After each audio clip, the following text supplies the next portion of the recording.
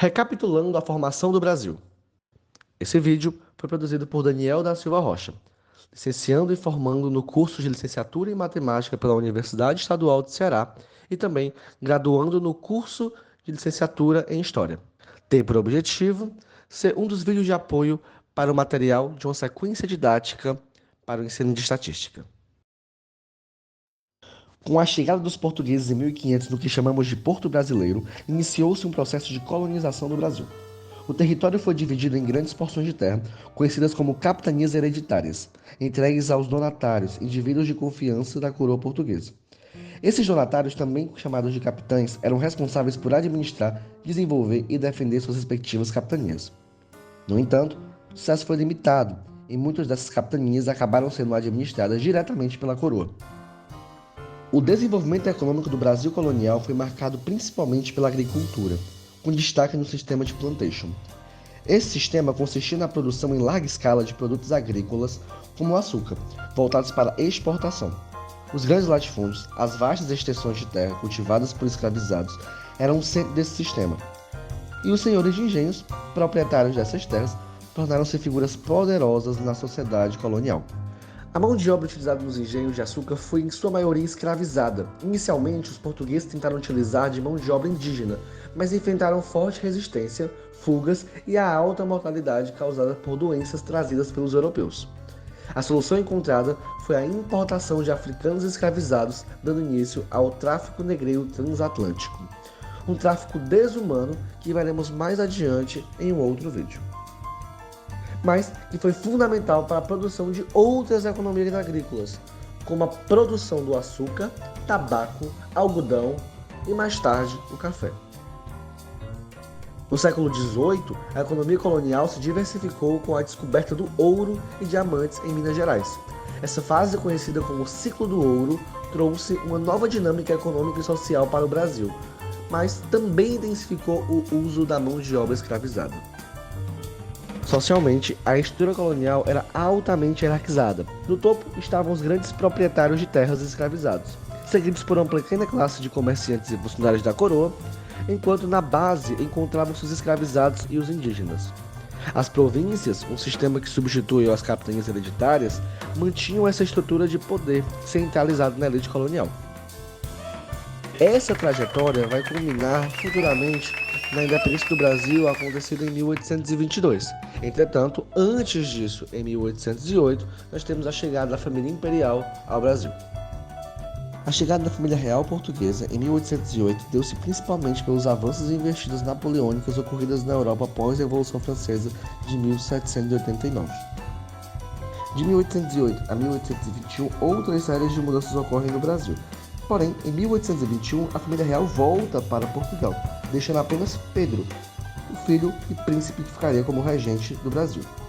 Pedro, mais especificamente, Pedro de Alcântara, Francisco Antônio, João, Carlos Xavier, de Paula Miguel, Rafael Joaquim, José Gonzaga, Pascoal, Cipriano, Serafim de Bragança e Bourbon, seria no caso, o imperador do Brasil de 1822 a 1831.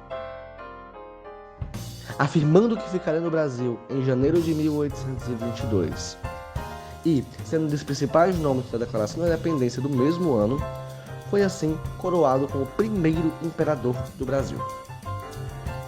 Assim, um dos primeiros marcos desse novo período foi a promulgação da Constituição de 1824, a primeira Constituição do Brasil. Entretanto, a gestão de Dom Pedro I foi marcada por uma série de crises econômicas, políticas, entre outras. E em meio a essas tensões, Dom Pedro abdicou o trono em 1831, deixando o Brasil e retornando para Portugal para assumir o trono português, dando início no Brasil ao que seria chamado de período regencial. Além disso, Dom Pedro I também deixou no Brasil seu filho, Dom Pedro II, que na época tinha apenas 5 anos de idade, não podendo assumir assim o Império do Brasil. O período regencial foi uma fase conturbada na história do Brasil, caracterizada por grande instabilidade política e social. Sem o imperador maior de idade para governar, o país foi administrado por regentes, ou seja, líderes escolhidos para manter a ordem até que Dom Pedro II, filho de Dom Pedro I, atingisse a maioridade. Durante esse período, diversas revoltas e movimentos separatistas eclodiram em várias regiões do país. Entre as revoltas mais significativas estavam a Cabanagem no Pará, a Revolta dos Males na Bahia, a Sabinada, também na Bahia, e a Farroupilha, no Rio Grande do Sul. A solução para a instabilidade política veio com o chamado Golpe da Maioridade, em 1840, quando Dom Pedro II, ainda menor de idade, foi declarado imperador aos 14 anos. Esse golpe marcou o fim do período regencial e o início do Segundo Império, trazendo uma nova fase de estabilidade para o Brasil. O reinado de Dom Pedro II, iniciado com o Golpe da Maioridade em 1840, foi um período de modernização e consolidação do Brasil como nação. Até 1860, o Brasil experimentou avanços significativos em diversas áreas, tanto na economia quanto na política, com destaque para a infraestrutura, indústria e as primeiras leis abolicionistas. Um dos grandes nomes desse período foi Irineu Evangelista de Souza, o Barão de Mauá, que se tornou um dos mais influentes empresários do Brasil. Ele foi o primeiro na introdução da indústria moderna no país, investindo em setores como transporte ferroviário, construção naval, instalação de companhias de gás e bancos. Mauá foi fundamental para o desenvolvimento econômico do Brasil, criando uma base industrial que começava a romper a dependência econômica exclusivamente agrária. Outro aspecto crucial do governo de Dom Pedro II foi a promulgação de leis abolicionistas que visavam a gradual extinção da escravidão. Em 1850 foi promulgada a Lei Eusébio de Queiroz, que proibiu o tráfico negreiro no Brasil.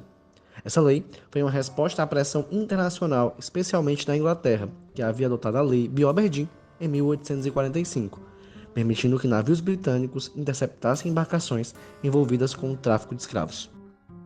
É claro que outras mudanças ocorreram antes, durante e depois do governo de Dom Pedro II, ainda no governo de Dom Pedro I, no período regencial, na época de Dom João VI ou no período colonial do Brasil. Aqui fizemos um breve resumo de uma série de características interessantes e importantes na formação econômica e no desenvolvimento do povo brasileiro até 1850 e alguns impactos nas questões escravagistas do Brasil. Para mais informações e verificações dos fatos aqui evidenciados, recomendamos a leitura de livros, artigos e que realizem pesquisas para saber um pouco mais. Muito obrigado, até o próximo vídeo.